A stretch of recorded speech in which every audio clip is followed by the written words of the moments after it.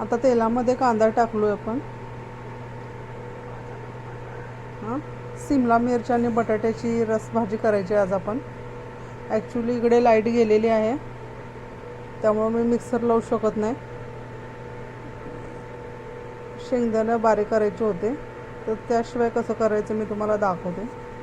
ही आता सिमला मिरची गावठी सिमला आहे ही.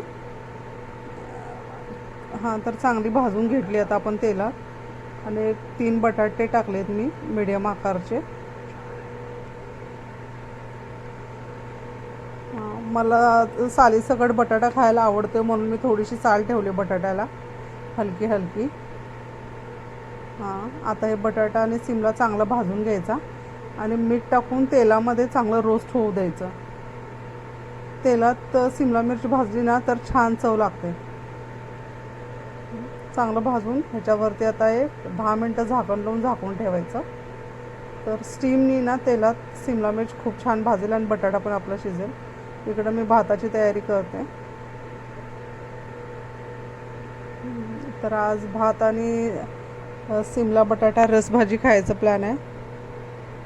लाईट गेले तर अंधारातच मी व्हिडिओचं शूटिंग करून टाकतो. तांदूळ धुवून ठेवतो, भात करूया.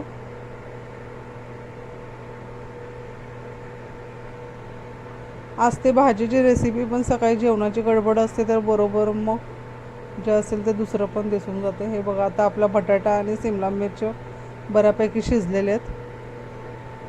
तर आता त्यात आपण हळद आणि हा कोल्हापुरी मसाला आहे. ह्या कोल्हापुरी मसाल्यात सगळं काही असते मसाले.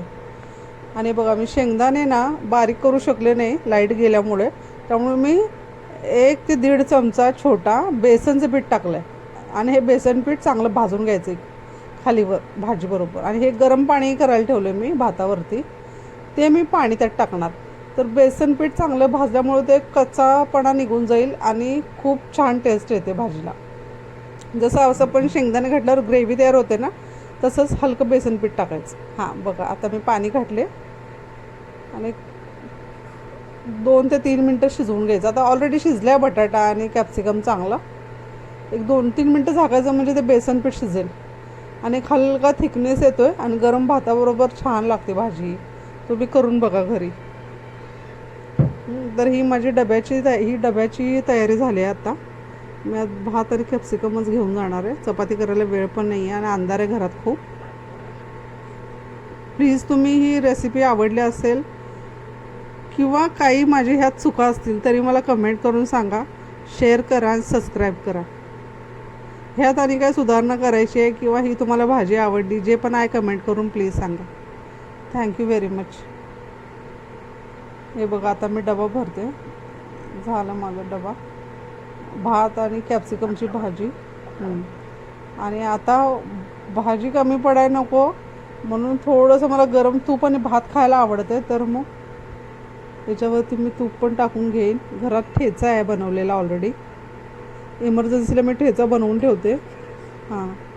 तुम्हाला जर ठेच्याची रेसिपी पाहिजे असेल, हा बघा ठेचा, कोथिंबीर ठेचा आहे, खूप छान लागतो. जर रेसिपी पाहिजे असेल तर मला कमेंटमध्ये सांगा,